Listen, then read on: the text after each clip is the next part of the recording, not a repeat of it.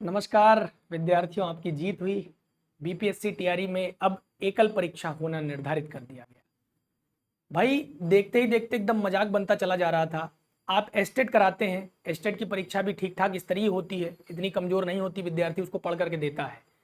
Estate qualify करने वाले विद्यार्थी को द्विस्तरीय परीक्षा से गुजरना पड़ेगा, तो फिर वो आराम से यूपी पीसीएस, यूपीएससी, बीपीएससी की परीक्षाएं ही देता रहेगा। फिर तो त्रिस्तरीय परीक्षा हो जा रही थी भाई साहब।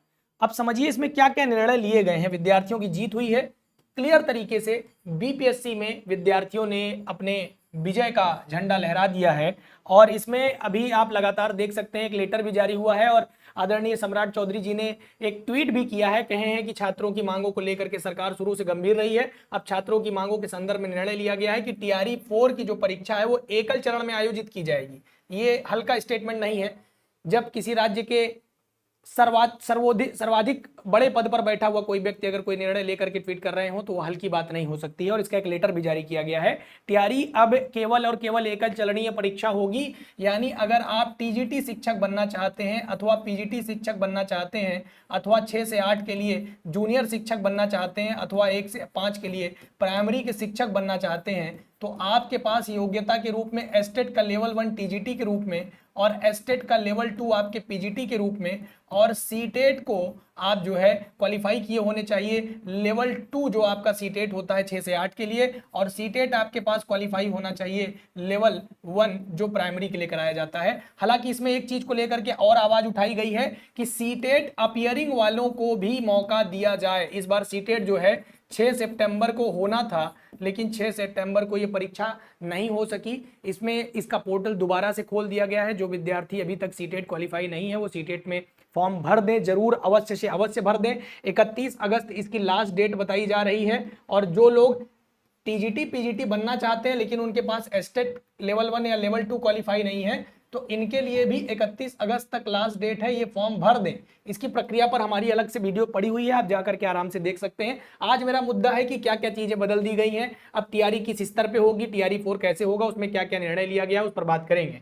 अब यहाँ पर कहा गया है कि अन्य 9 और चीजों पर जो है निर्णय लिया गया है। एक तो एकल परीक्षा होना तय कर दिया गया कि सिंगल एग्जामिनेशन होगा अगर आप टीजीटी पीजीटी अथवा प्राइमरी या जूनियर में आप चयनित होना चाहते हैं तो। और 9 और निर्णय लिए गए हैं जो कि बहुत खास है विद्यार्थियों के लिए। अब ये क्या क्या है जरा इस पर आइए बात करते हैं कि 9 और अन्य निर्णय क्या लिए गए हैं। तो आप ये देख पाएंगे तो ये दिनांक 27/8/2026 यानी आज की तिथि में 27 अगस्त को सचिव शिक्षा विभाग की अध्यक्षता में छात्र प्रतिनिधि मंडल के साथ जो वार्ता की गई, जो बैठक की गई, उसमें क्या कार्यवाही हुई है। इसमें कहा गया है कि टीआरई 4 जो भर्ती प्रक्रिया है उसमें एकल आयोजित करने की मांग की गई थी, इसको स्वीकार कर लिया गया है। अभ्यर्थी ने केवल एकल परीक्षा पर ही नहीं जो है मांग करके सहमति जतवा लिया है, बल्कि एकल परीक्षा के साथ एकल परिणाम पर भी बात हुई है। जी हाँ, एकल परीक्षा एकल परिणाम, इस बात को समझ लीजिए कि एकल परीक्षा के साथ साथ एकल परिणाम भी होंगे, एकल परिणाम भी जारी होगा। देखिए, एकल परिणाम की जो बात की जा रही है इसका क्या मतलब है। एकल परिणाम मतलब एक स्टूडेंट एक रिजल्ट पर बात की जा रही है। जैसे मान लीजिए कोई बच्चा है, उसने टीजीटी का भी फॉर्म भर दिया है, पीजीटी का भी फॉर्म भर दिया है, जूनियर का भी फॉर्म भर दिया है, प्राइमरी का भी फॉर्म भर दिया है, क्योंकि सीटेट और एस्टेट वो दोनों क्वालिफाई था। और मान लीजिए कि वो इसमें भी क्वालिफाई हो गया, इसमें भी पीजीटी में किसी कारणवश नहीं हो पाया, प्राइमरी में नहीं हो पाया, तो क्या उसका टीजीटी और जूनियर दोनों में रिजल्ट आएगा। तो ऑब्वियसली वो बच्चा कहाँ ज्वाइन करेगा, वो बच्चा जूनियर में जाकर के तो ज्वाइन नहीं करने वाला, वो टीजीटी में ज्वाइन करेगा ऐसी कंडीशन में। तो ऐसी कंडीशन में उस बच्चे को केवल जो उच्च पद है वो दे दिया जाएगा, दूसरे में उसका रिजल्ट नहीं आएगा। यानी जूनियर में अब उसका रिजल्ट नहीं आएगा तो इसकी जगह पे कोई अन्य व्यक्ति कम से कम अपना रिजल्ट देख पाएगा। तो एकल परीक्षा के साथ साथ एकल परिणाम पर भी सहमति जताई गई है। अब आगे जो भी परीक्षाएं होंगी बीपीएससी टीआरई की, उसमें एक स्टूडेंट एक, ऐसा नहीं कहा गया कि एक ही फॉर्म भरेगा, फॉर्म वो सारे भर दे लेकिन परिणाम एक ही जगह पर जारी होगा। अगर एक से अधिक जगह पे क्वालिफाई करते हैं तो एक ही परिणाम जारी होगा। दूसरी बात क्या कही गई है कि मांग पत्र की जो क्रम संख्या 2, 3, 4 और 5 थी, 70वीं बीपीएससी की पारदर्शिता की बात की गई थी। ये थोड़ा सा अन्य मामला है, इसको लेकर के हम एक दूसरी वीडियो बनाएंगे। जो लोग असिस्टेंट प्रोफेसर के लिए आगे बढ़ना चाहते हैं, बिहार एलिजिबिलिटी टेस्ट देना चाहते हैं, जो बिहार पात्रता परीक्षा जिसके लिए आप असिस्टेंट प्रोफेसर वगैरह बनते हैं, तो इस पर हमारी अलग से वीडियो आपको मिलेगी। कल मैं इस पर वीडियो जारी करूंगा। बाकी दरोगा के लिए है तो उससे हमारा कोई लेना देना नहीं है, ना मैं उसके लिए पढ़ाता हूं ना उसके लिए कोई जिम्मेदारी है मेरी। 70वीं बीपीएससी को लेकर के हमारी एक अलग से वीडियो जाएगी, जिस चैनल पे हम पढ़ाते हैं, दूसरा चैनल है बिहार का, उस पर बात करेंगे। आइए अब आगे चलते हैं। और कुछ चीजों पर इन्होंने बात कही है। कहा है कि बिहार सरकार की भर्ती प्रक्रियाओं में संविदा कर्मियों को दिए जाने वाला जो अंक है, जो संविदा कर्मी है उनको जो अतिरिक्त अंक मिलता था, 25 अंक का अधिभार दिया जाता था इनको, वो और वेटेज देने की स्थिति में अलग कोटे का निर्धारण किए जाने के संदर्भ में एक उच्च स्तरीय कमेटी बनाई जाएगी और सरकार के प्रावधानों के आलोक में विचार किए जाने के संदर्भ में सर्वसम्मति से निर्णय लिया जाएगा। देखिए ये मामला भी बड़ा गंभीर मामला था। मुझे बड़ी खुशी हो रही है देख करके कि बिहार सरकार के अधिकारी और बिहार सरकार जो इस समय वहां पर गवर्नमेंट है, इस तरह से इतना शानदार तरीके से इन्होंने इतनी जल्दी इस प्रकार का निर्णय लिया, इसके लिए मैं साधुवाद व्यक्त करता हूं सरकार का भी और अधिकारियों का भी। इस प्रकार के अगर आला अधिकारी कार्य कर रहे हो तो किसी भी राज्य में कोई समस्या आने वाली नहीं। और उन विद्यार्थियों को भी सैल्यूट है, हमारे जिन साथियों ने जो है मिल करके अब दिन रात एक करके सरकार से अपनी मांगे रख करके अपनी बात को मनवा लिया। ये दर्शाता है कि एकता में कितनी शक्ति है और जनता मरी नहीं है। कहते हैं ना कि अगर जिंदा हो तो जिंदा नजर आना जरूरी है, तो यहाँ पर विद्यार्थियों ने अपनी बात को सिद्ध कर दिया है दोस्त, ये मजाक बात नहीं है। देखिए संविदा कर्मियों को 2 प्रकार का लाभ मिलता था। एक तो आपको 25 अंक तक का अधिभार भी दे दिया गया, ठीक है, 25 अंक तक का अधिभार भी दे दिया गया। दूसरा, आप ओबीसी होने का, एससी होने का, एसटी होने का, पीएच होने का अलग से भी आप लाभ उठाते हैं। तो इस प्रकार से इनकी जो मेरिट है वो ऑलरेडी बहुत डाउन चली जाती थी।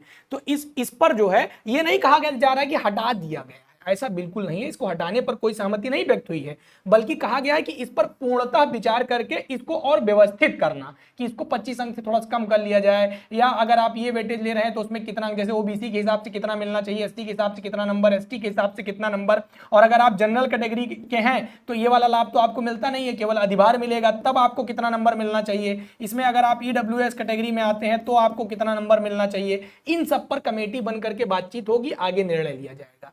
बिहार की सभी भर्ती प्रक्रियाओं में अधिकतम डोमिसाइल नीति लागू होने के संदर्भ में न्यायविद से प्राप्त परामर्श के अनुरूप नियमानुकूल अग्रेतर प्रक्रिया किए जाने का निर्णय लिया गया है।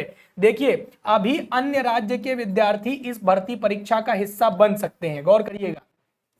अभी जो बीपीएससी टीआरई है ये अंतिम टीआरई 4.0 होगी, जहां पर अन्य राज्य के विद्यार्थी उत्तर प्रदेश, झारखंड, मध्य प्रदेश, पंजाब, हरियाणा, दिल्ली, अन्य राज्यों के विद्यार्थी अगर बिहार सरकार के अंतर्गत बिहार में अगर शिक्षक बनना चाहते हैं तो मुझे लगता है कि बीपीएससी टीआरई वो अंतिम फॉर्म होगा। उसके बाद डोमिसाइल प्रणाली लागू हो जाएगी। डोमिसाइल प्रणाली का मतलब आप अगर बिहार से आते हैं, बिहार के नागरिक हैं, तभी इस भर्ती प्रक्रिया का हिस्सा बन पाएंगे, नहीं तो नहीं बन पाएंगे। लेकिन ये बीपीएससी टीआरई में नहीं हटेगा, ये चीज क्लियर है। अगला आ जाइए, और क्या मांग की गई है। भर्ती प्रक्रिया में जो अधिकतम उम्र सीमा है उस पर भी बात की जा रही है। देखिए उत्तर प्रदेश में क्या होता है, 40 वर्ष तक जो है ये रखा जाता है कि 40 वर्ष तक जो है विद्यार्थी मैक्सिमम शिक्षक बन सकते हैं। लेकिन अभी बिहार सरकार में इसको 36 या 37 वर्ष का रखा गया है। तो इस पर भी कहा गया है कि कमेटी बना करके विचार करेंगे। अभी कुछ बदले नहीं है, बदले केवल एक चीज है कि एकल परीक्षा एकल परिणाम, बस। बाकी सब पर विचार करने के लिए कमेटी बना रहे हैं। और कल तो खैर रक्षाबंधन होने की वजह से अवकाश रहेगा, परसों या नरसों मतलब 1 सितंबर तक आप 100% मान के चलिए कि नया नोटिफिकेशन बीपीएससी का आप लोगों को देखने को मिल जाएगा। भर्ती प्रक्रिया में जो कैलेंडर जारी होता है उसको सख्ती से अनुपालित भी किया जाए। मतलब ये नहीं कैलेंडर में लिख दिए फला तिथि कराएंगे और नदारा दे कुछ आते पता नहीं है, सब गायब है, एकदम मस्त हैं, अरफन मौला बने घूम रहे हैं, ऐसा नहीं हो सकता है। अब इस पर कमेटी बनेगी, इस पर काम किया जाएगा। सरकार जो है बीपीएससी की तर्ज पर जो तमाम भर्ती प्रक्रियाएं कराती है उसके प्रश्न पर ओएमआर सीट, उत्तर पुस्तिका की पारदर्शिता, इसको अनिवार्य करे, इसका अनुपालन सुनिश्चित करे। और उच्च न्यायालय पटना में न्यायाधीश की अध्यक्षता में गठित होने वाली कमेटी के साथ ही प्रस्ताव रखा गया है, इस पर काम किया जाएगा। ओएमआर रिलेटेड कोई भी नाटक नहीं चलेगा। ओएमआर को अब जानते हैं कितना व्यवस्थित कर लिया गया है कि आप ओएमआर को खाली नहीं रख सकते। ये नियम मुझे बिहार सरकार का बहुत अच्छा लगा। आप क्या सोचते हैं इसके बारे में जरूर बताइएगा कि 5 विकल्प दे दिया जाएगा और अगर आप कोई भी प्रश्न का उत्तर नहीं देना चाहते तब भी आपको ये विकल्प भरना पड़ेगा। इसका मतलब जो ओएमआर के तहत जो धांधली होती थी, अगर आपने ई विकल्प भर दिया ओएमआर आपका निकल गया है। और अगर नहीं भी भरते हैं, इसको खाली रखते हैं, तो आपकी ओएमआर जो चेक की जाएगी उसमें उसके लिए नकारात्मक अंक मान लिया जाएगा। यानी कि उसके लिए ये नहीं कि हाँ आपने ई भरा है ऐसा मान लिया जाए ना, उसके लिए नकारात्मक अंक मान लेंगे हम, निगेटिव मार्किंग में उसको रखेंगे।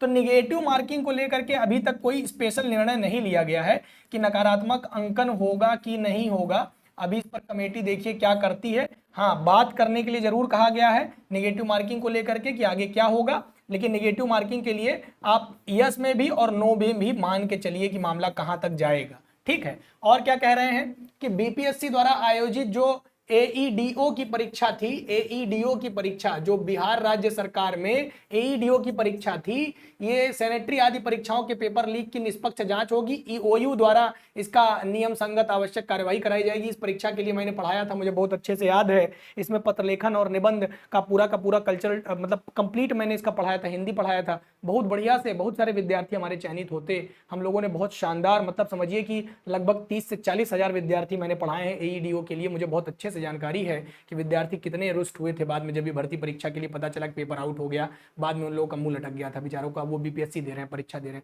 बहुत होनहार विद्यार्थी इस पे चयनित होते हैं। जैसे उत्तर प्रदेश में बीईओ का एग्जाम होता है, ब्लॉक एजुकेशन ऑफिसर, खंड शिक्षा अधिकारी, वैसे वहां एईडीओ के नाम से परीक्षा होती है, वो खंड शिक्षा अधिकारी बनाए जाते हैं विद्यार्थी। ये उस परीक्षा का पेपर लीक हो गया था।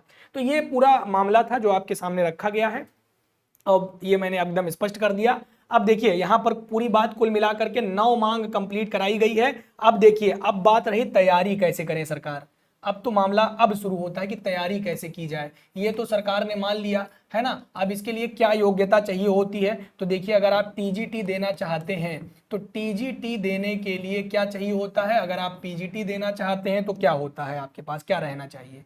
टीजीटी देने के लिए आपके पास बस स्नातक होना चाहिए। क्या होना चाहिए, संबंधित विषय से स्नातक होना चाहिए, है ना। भाषा में है तो हिंदी से स्नातक रहे, चाहे 2 वर्ष भी रहेगा तब भी चलेगा, है ना। संस्कृत से हैं तब भी भाषा में स्नातक होना चाहिए, चाहे 2 वर्ष हो तब भी चलेगा। इसमें 3 वर्ष रहे तो बहुत अच्छा, और नहीं तो 2 वर्ष वाला भी यहाँ पर मान्य किया जा रहा है। अभी इसमें परिवर्तन है नहीं, कॉम्बिनेशन वाला मामला बिहार में नहीं होता है।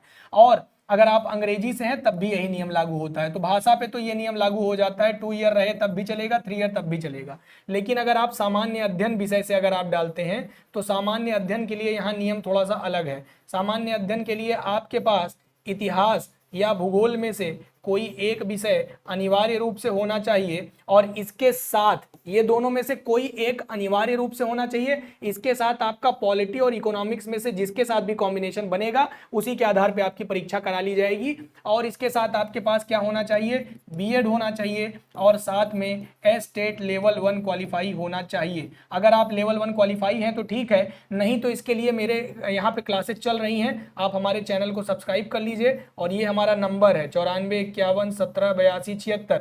इस नंबर पर संपर्क करके आप केवल आपको क्या करना है, इस नंबर पर अपना नाम लिखना है और एस्टेट लिखना है। मैं एस्टेट के लिए, हिंदी के लिए, ध्यान दीजिएगा, मैं हिंदी के लिए एस्टेट के लिए पढ़ा रहा हूं, तो यहां पर आप संपर्क करके हिंदी के लिए जुड़ सकते हैं मुझसे। अगला देखिएगा, पीजीटी देना चाहते हैं तो संबंधित विषय से परास्नातक होना चाहिए। गौर से सुन लीजिए, संबंधित विषय से परास्नातक होना चाहिए, और साथ में एस्टेट का लेवल 2 क्वालिफाई होना चाहिए। जो लोग लेवल 2 क्वालिफाई नहीं है, वही नंबर है, उस पर संपर्क कर लीजिएगा। इसके लिए हम पढ़ाएंगे, क्लासेज होंगी। और बीपीएससी टीआरई के लिए जो विद्यार्थी तैयारी करना चाहते हैं, टीआरई 4 के लिए हिंदी विषय के विद्यार्थियों के लिए हमारे द्वारा पढ़ाया जाएगा। पिछली बार भी, इसके पहले भी, चाहे आप जो है 1 में, टीआरई 1 में तो मैंने नहीं ज़्यादा क्लास लिया था, बहुत कम विद्यार्थी पढ़े थे जो जुड़े हुए थे पहले से, लेकिन टीआरई 2 में और टीआरई 3 में बहुत भारी संख्या में हमारे द्वारा पढ़ाए गए विद्यार्थी चयनित हुए हैं। इस समय विद्यालयों में काम कर रहे हैं, लेकिन मेरी इच्छा है कि लगभग हर दूसरे विद्यालय में कम से कम इस बार मेरा विद्यार्थी पहुंचे। अगर आप भी जुड़ना चाहते हैं तो इस नंबर पर संपर्क कर लीजिए। हमारा नंबर मैं फिर से लिख दे रहा हूँ, 9451178276। ये नंबर है, इस नंबर पर आपको व्हाट्सएप करना है किसी भी जानकारी के लिए। कई सारे विद्यार्थियों का मामला इस तरह से फंसा है कि उन्होंने बीएड और परास्नातक एक साथ कर लिया है। अब इनका सवाल ये है कि सर हम क्या ऐसी दशा में पीजीटी दे पाएंगे कि नहीं दे पाएंगे। अगर आपका भी कुछ ऐसा प्रश्न है तो आप लोग कमेंट करिएगा, हम वीडियो बना देंगे। विद्यार्थियों की जीत हुई। जय हिंद, जय हिंदी, नमस्कार, जय बिहार, जय सरकार, नमस्कार।